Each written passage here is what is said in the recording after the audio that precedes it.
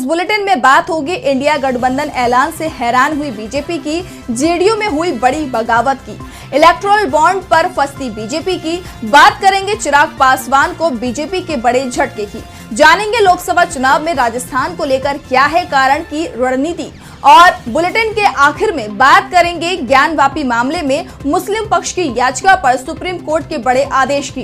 इसके अलावा और भी कई बड़ी खबरों से आपको करवाएंगे रूबरू, लेकिन तमाम बड़ी खबरों से पहले एक नजर सुर्खियों पर। कैश फॉर क्योरी केस में सीबीआई की एफआईआर, टीएमसी नेता महुआ मोइत्रा और व्यवसायी दर्शन हीरानंदानी को बनाया गया आरोपी। जम्मू कश्मीर के लिथियम भंडार की होगी नीलामी, महबूबा मुफ्ती का बीजेपी पर आरोप, इन्हें लूटकर कंपनियों को तोहफे में दिया जाएगा। कर्नाटक के पूर्व सीएम और भाजपा नेता बीएस येदियुरप्पा के बेटे बीवाई राघवेंद्र के खिलाफ एफआईआर हुई दर्ज, चित्रदुर्ग में आदर्श आचार संहिता के उल्लंघन के लगे आरोप। भारत बायोटेक की बड़ी उपलब्धि, भारत में वयस्कों पर टीबी वैक्सीन MTBVAC का क्लिनिक ट्रायल हुआ शुरू। ये तो थी सुर्खियां। अब बात आज की सबसे बड़ी खबर की। चुनाव के समय केंद्रीय जांच एजेंसियों की सक्रियता के चलते बीजेपी पर सवाल उठने लगे हैं। दिल्ली के सीएम अरविंद केजरीवाल की गिरफ्तारी के बाद जनता के मन में भी सवाल उठने लगे हैं, जिससे बीजेपी की चिंता बढ़ गई है। तो दूसरी तरफ इंडिया ने भी अब बीजेपी को घेरने के लिए दिल्ली में महारैली का ऐलान कर दिया है। तो कब होगी ये रैली, देखिए इस रिपोर्ट में। दिल्ली के मुख्यमंत्री अरविंद केजरीवाल की गिरफ्तारी के विरोध में इंडिया गठबंधन ने दिल्ली में एक मेगा रैली करने का ऐलान किया है। दिल्ली के सीएम की गिरफ्तारी के खिलाफ पहले से ही देश भर में प्रदर्शन चल रहे हैं और आज इंडिया गठबंधन की बैठक हुई, जिसके बाद आप और कांग्रेस के नेताओं ने मीडिया के सामने आकर ऐलान किया है कि केंद्र के खिलाफ दिल्ली में महारैली होगी। ये रैली दिल्ली के रामलीला मैदान में 31 मार्च को होगी। आप नेताओं ने कहा कि देश के अंदर जिस तरह प्रधानमंत्री तानाशाही रवैया अपनाते हुए देश में लोकतंत्र की हत्या कर दिल्ली के मुख्यमंत्री को गिरफ्तार किया है, उससे देश में संविधान और लोकतंत्र से मोहब्बत करने वाले लोगों के दिलों में आक्रोश है। ये सिर्फ अरविंद केजरीवाल की बात नहीं है, बल्कि सभी विपक्षी पार्टियों की बात है। देश में एक एक करके संपूर्ण विपक्ष को खत्म करने के लिए प्रधानमंत्री एजेंसी का इस्तेमाल करके विधायक खरीदकर, विपक्ष को खरीदकर फर्जी मुकदमे कर गिरफ्तारी की साजिश कर रही है। झारखंड के मुख्यमंत्री को गिरफ्तार किया, पश्चिम बंगाल से लेकर बिहार तक इंडिया गठबंधन के नेताओं पर फर्जी मुकदमे लगाकर उन्हें चुप कराने की कोशिश की जा रही है। इसी के साथ ही आप के मंत्री ने चुनावी चंदे पर भी विपक्ष पर हमला बोला है। आप विधायक सौरभ भारद्वाज ने कहा कि चुनाव आयोग की वेबसाइट में जारी लिस्ट में 60 करोड़ का मनी ट्रेल सामने आया है। बीजेपी वाले चुप क्यों हैं? आज देश अगर चुप रहा तो कौन आवाज उठाएगा? वहीं कांग्रेस नेता हरविंदर सिंह लवली ने देश के नौजवानों से अपील की है कि इस लड़ाई से जुड़े। इंडिया की रैली के ऐलान से बीजेपी पहले से ही परेशान दिखाई दे रही थी, तो अब उसके सहयोगी दलों में हुई बगावत ने उसकी परेशानी को और भी ज्यादा बढ़ा दिया है। बिहार में इंडिया को रोकने के लिए बीजेपी ने नीतीश कुमार को अपने पाले में किया था, लेकिन बीजेपी को जेडीयू से कोई फायदा नहीं मिल रहा है। उल्टा जेडीयू में ही बगावत के हालात ने एनडीए को कमजोर बना दिया है। तो अब किस नेता ने छोड़ा जेडीयू, देखिए ये रिपोर्ट। बिहार की सियासत में हलचल मची हुई है। मुख्यमंत्री नीतीश कुमार को जोरदार झटका लगा है। पार्टी से एक के बाद एक विधायकों के इस्तीफे की झड़ी लग गई है। एक दिन में पार्टी को 3 झटके मिले हैं। बीते दिन शनिवार को पहले 2 पूर्व विधायकों ने पार्टी छोड़ने का ऐलान किया। उसके बाद वरिष्ठ विधायक ने भी इस्तीफा दे दिया। पार्टी को सबसे बड़ा झटका पूर्णिया के रुपौली से विधायक बीमा भारती के इस्तीफे से लगा है। मुख्यमंत्री नीतीश कुमार के साथ मंत्री रह चुकी बीमा भारती ने पार्टी की प्राथमिक सदस्यता से अपना इस्तीफा दे दिया और इसके साथ ही उन्होंने आरजेडी की सदस्यता भी ले ली। इसके पहले 2 पूर्व विधायक फराज फातमी और रामनिवास प्रसाद के इस्तीफे ने भी जेडीयू में हड़कंप मचा दिया है। इस बीच 2 और विधायक पाला बदलने की तैयारी में दिखाई दे रहे हैं। दरअसल 28 जनवरी को नीतीश कुमार ने पलटी मार ली थी। वो महागठबंधन छोड़कर एनडीए में शामिल हो गए थे। इसके बाद से ही जेडीयू में बगावत के हालात बने हुए हैं। आरजेडी नेता और पूर्व डिप्टी सीएम तेजस्वी यादव नीतीश और जेडीयू पर निशाना साधने का कोई मौका नहीं छोड़ रहे और ऐसे में जेडीयू के विधायक के पाला बदलने से नीतीश कुमार लगातार कमजोर होते दिखाई दे रहे हैं। लोकसभा चुनाव के दौरान एक के बाद एक मिलते ये झटके नीतीश कुमार के लिए काफी नुकसानदेह साबित हो सकते हैं। और अब ऐसे में क्या कदम उठाएंगे नीतीश कुमार, कैसे संभालेंगे अपनी पार्टी की बिखरती कमान को, ये देखने वाली बात होगी। जेडीयू की कमजोरी ने बिहार में बीजेपी की चिंता को बढ़ा दिया है, तो इलेक्टोरल बॉन्ड को लेकर रोज हो रहे खुलासे ने बीजेपी को बुरी तरह से परेशान कर दिया है। और अब जो खुलासा हुआ है उससे सामने ये आ रहा है कि बीजेपी ईडी के जरिए चंदा ही नहीं बटोर रही थी, बल्कि विपक्षी दलों के चंदे में भी सेंधमारी हो रही थी। तो क्या है पूरी खबर, देखिए इस रिपोर्ट में। दिल्ली में मचे सियासी घमासान में अब बीजेपी भी बुरी तरह से फंसती हुई नजर आ रही है। इलेक्टोरल बॉन्ड पर जारी किए गए डेटा के जरिए हुए खुलासे में बीजेपी पर पहले से ही सवाल खड़े हो गए थे और अब शरद चंद्र रेड्डी के साथ बीजेपी के कनेक्शन को लेकर आरोप गंभीर हो गए हैं। दरअसल शरद चंद्र रेड्डी अरबिंदो फार्मा के नॉन एग्जीक्यूटिव डायरेक्टर हैं और ये एपीएल हेल्थ केयर जैसी फार्मा कंपनियां भी चलाते हैं। नवंबर 2022 उन्होंने बयान दिया था कि मैं अरविंद केजरीवाल से नहीं मिला हूँ, मेरा आपसे कोई संबंध नहीं है। और बयान देने के अगले ही दिन यानी 10 नवंबर 2022 को वो गिरफ्तार कर लिए जाते हैं और इलेक्टोरल बॉन्ड डेटा से पता चलता है कि 15 नवंबर 2022 को अरविंदो फार्मा ने 5 करोड़ रुपए के बॉन्ड खरीदे थे। 21 नवंबर 2022 को बीजेपी ने यह रकम भी बुना ली। उसके बाद रेड्डी ने 25 अप्रैल 2023 को ईडी के पास एक बयान दर्ज कराया और 1 जून 2023 को एक विशेष अदालत ने उन्हें मामले में सरकारी गवाह बनने की अनुमति दी। इस बार उन्होंने कहा कि उन्होंने केजरीवाल से मुलाकात की थी। इसके साथ ही उन्होंने दावा किया कि केजरीवाल ही दिल्ली शराब उत्पाद नीति शुल्क मामले में किंगपिन और मुख्य साजिश करता है। मामले में बयान दर्ज करने के कुछ ही महीनों बाद अरविंदो फार्मा ने 8 नवंबर 2023 को 25 करोड़ रुपए के बॉन्ड खरीदे। बाद में इन सभी बॉन्ड को 17 नवंबर 2023 को भाजपा द्वारा बुनाया गया।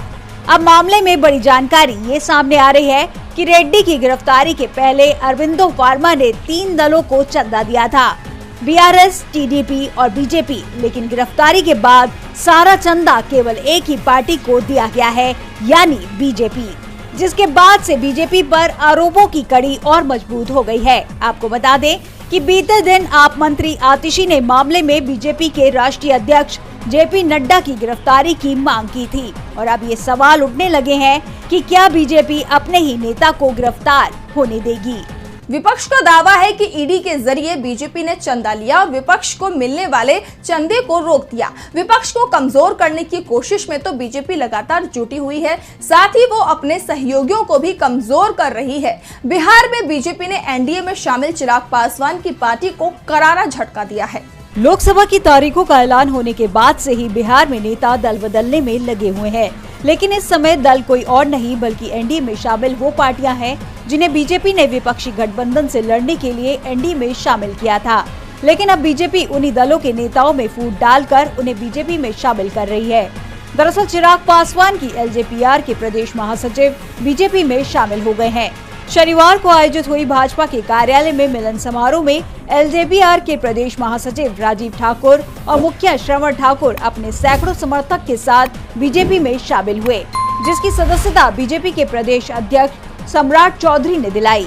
वहीं बीजेपी में शामिल होने के बाद राजीव ठाकुर ने कहा कि एलजेपीआर में जाना उनकी गलती थी, तो बीजेपी में जाने को घर वापसी बताया। ठाकुर के बयान से चिराग पासवान भी हैरान है और उससे ज्यादा हैरानी तो इस बात के लिए हो रही है कि उनकी पार्टी में सेंधमारी बीजेपी ने की है, जिसके साथ मिलकर वो लोकसभा का चुनाव लड़ रहे हैं। ऐसे में सवाल उठ रहे हैं कि क्या बीजेपी एनडीए में बिहार की पार्टियों को एनडीए में शामिल कर दूसरी पार्टियों को कमजोर करने की कोशिश कर रही है। बिहार में बीजेपी अपने सहयोगियों को कमजोर कर रही है तो कांग्रेस अपने साथ नए सहयोगियों को जोड़ने में लगी हुई है।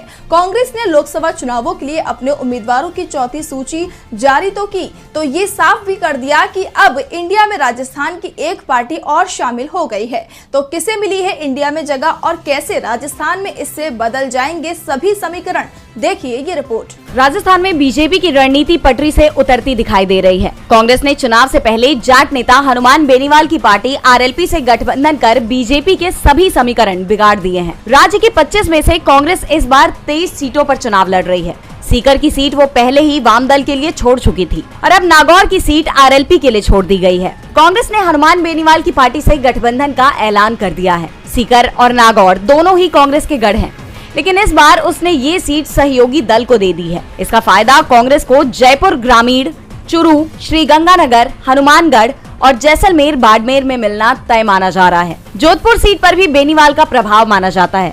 ऐसे में बीजेपी के लिए आधा दर्जन से भी ज्यादा सीटों पर स्थिति बदलती दिखाई दे रही है। आरएलपी और वाम दलों का 50,000 से 1 लाख वोट भी अगर कांग्रेस के पक्ष में ट्रांसफर हो जाता है तो बीजेपी के लिए राज्य की सभी 25 सीट जीतना तो दूर, 15 सीट मिलना भी मुश्किल हो जाएगा। वैसे चर्चा इस बात की भी चल रही है कि कांग्रेस डूंगरपुर बांसवाड़ा सीट भारतीय आदिवासी पार्टी यानी बाप के लिए छोड़ सकती है। यहाँ से हाल ही में कांग्रेस छोड़कर बीजेपी में शामिल हुए महेंद्रजीत सिंह मालवीय को बीजेपी ने प्रत्याशी बनाया है। राजस्थान में कांग्रेस की रणनीति ने बीजेपी को हैरान कर दिया है तो यूपी में मायावती की रणनीति ने इंडिया गठबंधन को हैरान कर दिया है। बीएसपी ने यूपी के 16 उम्मीदवारों की सूची जारी की है और इस सूची से इंडिया और एनडीए दोनों ही मुश्किल में दिख रहे हैं। तो किसे दिया है बीएसपी ने टिकट, देखिए ये रिपोर्ट।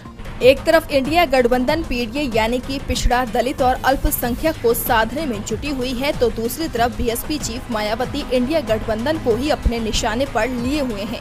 बीएसपी चीफ की कोशिश थी कि बीजेपी विरोधी वोट उनके पाले में आ जाएं, लेकिन ये कोशिश पूरी तरह से फेल होती हुई दिखाई दे रही है।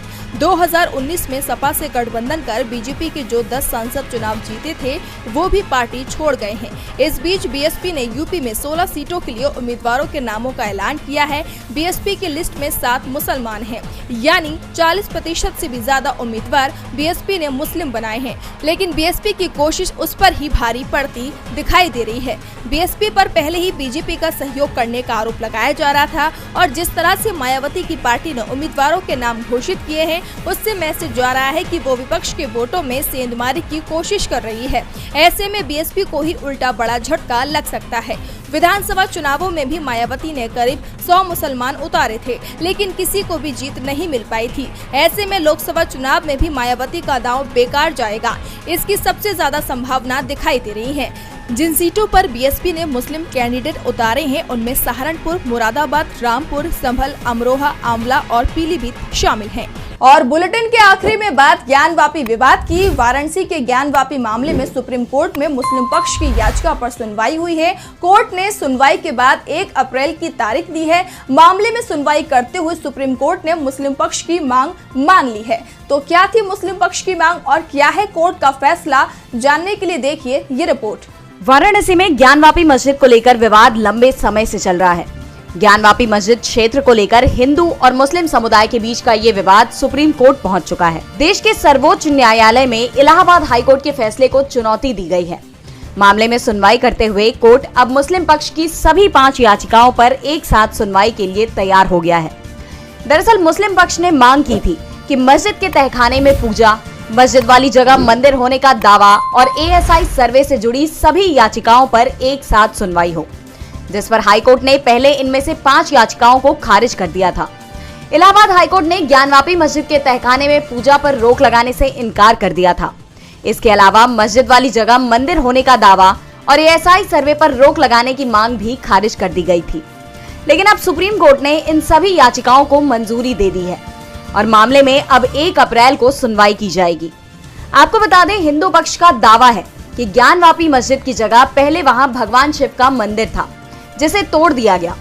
हिंदू पक्ष ने मस्जिद के तहखाने में पूजा करने की मांग की थी, जिसे कोर्ट ने मंजूरी दे दी और उन्होंने भगवान शिव की मूर्ति स्थापित कर पूजा पाठ शुरू कर दी। मुस्लिम पक्ष ने इसका विरोध किया और मामले में तनाव बढ़ता गया। हालांकि हाईकोर्ट ने मुस्लिम पक्ष की पूजा पाठ के विरोध वाली याचिका खारिज कर दी थी, लेकिन अब सुप्रीम कोर्ट में इस पर नए सिरे से सुनवाई। आज सोशल मीडिया से लेकर आपके चलते फिरते जीवन में भी पत्रकारिता के बुरे दौर की चर्चा होती है, क्योंकि जिन लोगों पर सूचना देने की जिम्मेदारी है वो आपके लिए नहीं बल्कि कॉरपोरेट और सरकारों को फायदा पहुंचाने में लग गए हैं। विज्ञापन मॉडल को खारिज कर आप इस बीमारी को दूर कर सकते हैं और अपने नारे को बुलंद कीजिए। मेरे खर्च पर आजाद है खबरें।